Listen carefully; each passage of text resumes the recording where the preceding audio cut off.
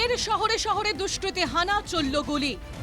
Park street lake গার্ডেন্সের পর এবার lake অ্যাভিনিউয়ে গুলি। বন্দুক নিয়ে অভিজাত আবাসনে হানা দুষ্কৃতীদের। অভিজাত আবাসনে ছিনতাইয়ের চেষ্টা, বাধা দিলে গুলি চালিয়ে চম্পট দুষ্কৃতীদের। ফের প্রশ্নের মুখে শহর কলকাতার নিরাপত্তা। ফায়ার করেছিলাম, ওই গ্যাং নিয়ে এসে আমাদের অ্যাটাক করেছিল এবং একটা ফায়ারিং হয়েছিল।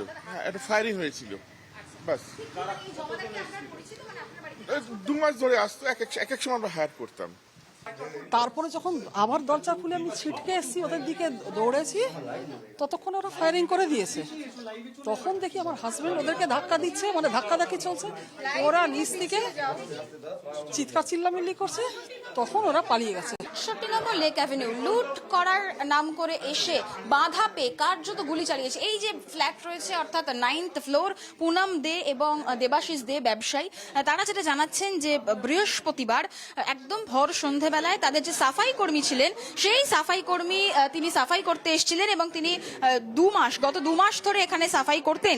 তিনি এসে সাফাই করতে করতে ফোন করেন গৃহকর্তাকে এবং গৃহকর্তা যখন বেরিয়ে এসে দেখেন তিনি সাফাই করছেন, তখনই সিঁড়ির তলায় থাকা দুজন দুষ্কৃতী তাকে হঠাৎ করে চলে আসে, এসে তার গলা টিপে ধরে, এমনটাই অভিযোগ। মুখে শহরের ব্যস্ত এলাকায় দুষ্কৃতী হামলায় ছড়িয়েছে আতঙ্ক। আক্রান্ত পরিবারের সঙ্গে দেখা করেন কলকাতার 87 নম্বর ওয়ার্ডের কাউন্সিলর। দেখুন, এইরকম আনফোরসিন যদি ঘটনা হয়, কিছু কারোর এর মধ্যে কিছুই করার নেই, বিকজ দিস ইজ আনফোরসিন।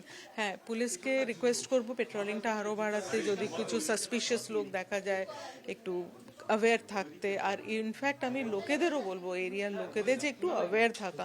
কিন্তু সব সময় যেহেতু কোলাপসেবল গেট তালা মারা সম্ভব হয় না, বা শুধু গ্রাউন্ড ফ্লোরের এক্সিট এবং এন্ট্রিতে সিসিটিভি আছে, পুরো বাড়িটাতে কিন্তু নেই। একজন আছেন, আমি একটু সরাসরি কথা বলবো। এই যে পুরো ফ্ল্যাটটা, আবাসনের নিরাপত্তাটা কেমন, কতটা আতঙ্কিত আপনারা কালকের ঘটনার পরে? We are little very much scared. We have got a small child also. জন্য অনেক প্রবলেম তো লাগছে, কি হবে এখন, সিকিউরিটি একটু দেখতে হবে আবার। আপনাদের এখানে যে কোলাপসেবল এখন তালামারা রয়েছে, কিন্তু এটা কি সবসময় তালামারা? এটা সবসময় থাকে না, এটা মোস্টলি নাইটে থাকে, ম্যাক্সিমাম টাইম নাইটে থাকে। সিসিটিভির কি ব্যবস্থা রয়েছে এত বড়? আছে, সিসিটিভি আছে এখানে আমাদের। হ্যাঁ, সিসিটিভি আছে। মানে সবকটা ফ্ল্যাটে কোনো সিসিটিভি নেই, মানে সিঁড়িতে সেরকম মানে প্রপার সিকিউরিটি রয়েছে এই আবাসনে? না না, অত সিকিউরিটি নেই। জানেন না কালকে যে ঘটনাটা ঘটেছে, এটা তো আপনাদের মতন বয়স্ক লোকেদের চিন্তা নাকি? হ্যাঁ, চিন্তা তো নিশ্চয়ই চিন্তা।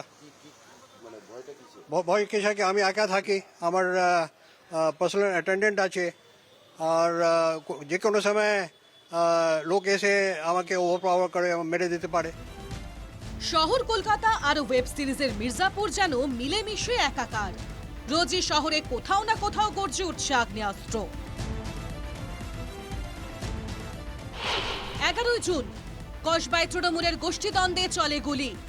15 জুন পার্ক স্ট্রিটে বাইক নিয়ে রেষারেষি, 2 গোষ্ঠীর বচসার সময় চলে গুলি। বেলঘরিয়ায় ব্যবসায়ীর গাড়ি লক্ষ্য করে গুলি, ঘটনা 15 জুনের।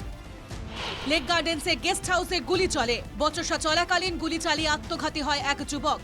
এই ঘটনা 3রা জুলাইয়ের। 5 জুলাই লেক অ্যাভিনিউয়ে বাড়িতে লুঠের চেষ্টা, পালানোর সময় গুলি দুষ্কৃতীদের।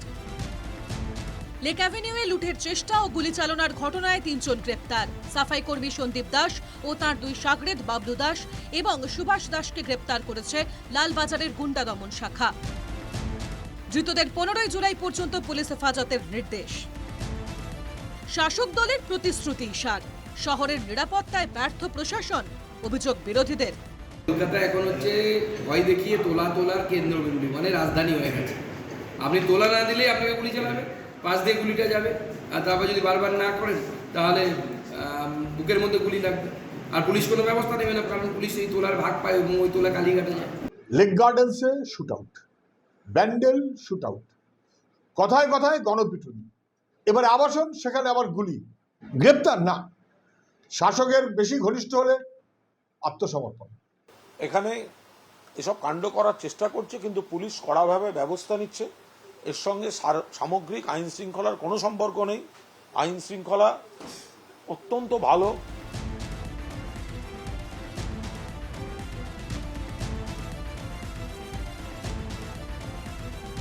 ক্যামেরায় উজ্জ্বলের সঙ্গে পৃথা দাশগুপ্ত, NK TV বাংলা, কলকাতা।